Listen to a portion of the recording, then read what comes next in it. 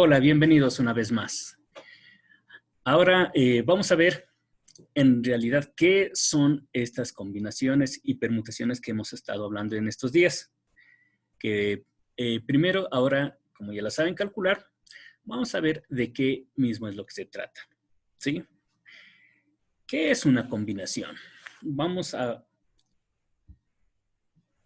partir del siguiente ejemplo. Supongamos tengo este conjunto. El conjunto A, B, C, D, F y G, que tiene 7 elementos. Tengo 7 elementos disponibles. El propósito es formar subconjuntos de 3 elementos. ¿Sí? En las fórmulas que ustedes resolvieron, había la N y había la R. ¿Sí? Ahora ya vamos a entender qué es la N, qué es la R, y en realidad qué son las combinaciones.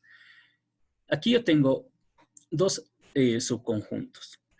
Ahora, la condición, la regla para que estos subconjuntos se denominen combinaciones es de que sean distintos en al menos uno de sus elementos. ¿Sí? Pongamos otro ejemplo. ¿Sí? Son subconjuntos que son distintos en al menos en uno de sus elementos. ¿Sí? Y así podemos seguir proponiendo más y más ejemplos. Ahora, lo que quiero saber es cuántas posibles grupos de 3, ¿sí? O subconjuntos de 3 elementos es posible formar si tengo disponibles 7. ¿Sí? A esa condición de que todos sean distintos en al menos un elemento se le denomina combinación. Entonces, ¿cuál es la condición para que estos subconjuntos se llamen combinaciones? Que deben ser distintos en al menos en uno de sus elementos. Y que no sea válido cambiar el orden. No es válido cambiar el orden. ¿Qué queremos decir con esto? Vamos a partir de este ejemplo. Tengo el grupo A, B, D. Si yo le cambio de orden como A de B, B de A o B a D, se está hablando del mismo grupo. ¿Sí? No son diferentes. Es el mismo grupo de letras que yo tengo ahí.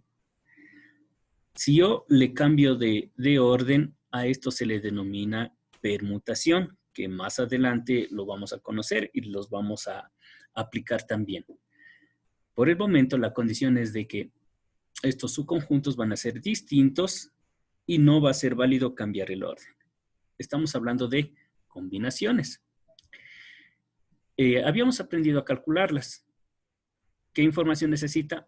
N, que es lo que tengo disponible, y R, los que yo voy a ir tomando, ¿sí? Los que vamos a ir sacando para formar estos subconjuntos. Dependiendo de la fórmula que ustedes la conocen, ¿sí? N combinaciones de R, N factorial sobre R factorial, y aquí estaba N menos R factorial, ¿sí? Por las simplificaciones o utilizando la fórmula hemos determinado que son 35. Entonces, ¿qué podemos concluir en este ejemplo particular? Que se pueden formar 35 combinaciones distintas de 3 elementos si tenemos un conjunto de 7 elementos disponibles. Ahora, veámoslo en un ejemplo un poco más práctico. Supongamos tengo el siguiente problema. Me dicen, ¿cuántas parejas será posible formar si tenemos 5 personas? ¿Sí? Entonces, saquemos las informaciones. ¿Cuántos datos tengo disponibles?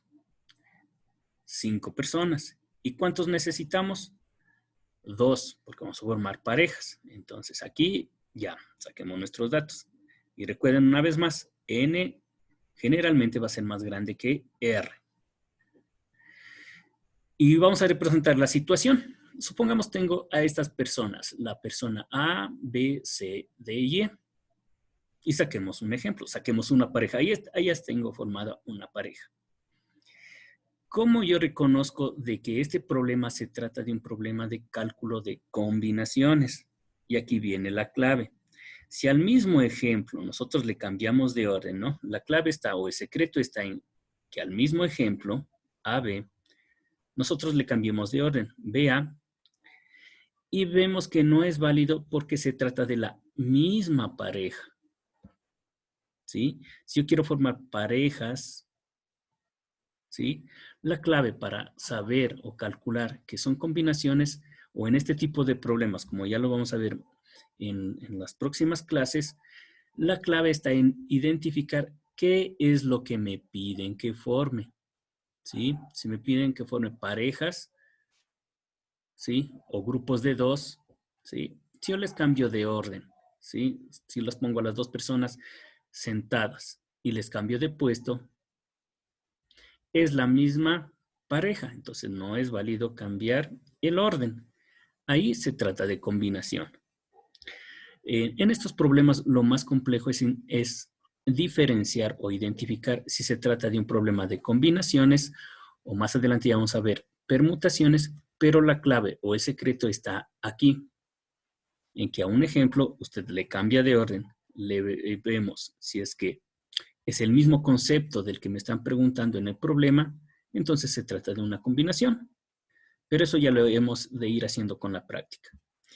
Muy bien, entonces como ya hemos visto, este sí es un problema de combinación. Una vez más, n disponibles, r lo que necesito. Le reemplazo en la fórmula que ya la conocen y calculamos y hemos visto que hay 10 opciones o 10 posibilidades. Como se trata de un problema, el problema se soluciona cuando tengo la respuesta. Entonces, ¿cuál es la respuesta? Con 5 personas es posible formar 10 parejas distintas. ¿Sí? El propósito de este tipo de reglas de contar que le habíamos puesto como un título general es conocer o informarle a nuestra mente que hay muchas posibilidades, ¿sí? Hay varias posibilidades que a veces no nos las imaginamos, ¿sí? Que ya lo vamos a ir descubriendo más adelante. Entonces, por el momento, hemos conocido, el objetivo era de conocer qué son las combinaciones y ha sido de que de un grupo grande se van sacando subconjuntos bajo la condición de que esos subconjuntos sean distintos en al menos en uno de sus elementos. Esas son las combinaciones. Y el otro objetivo es identificar en un problema que es n y que es r para aplicar la fórmula.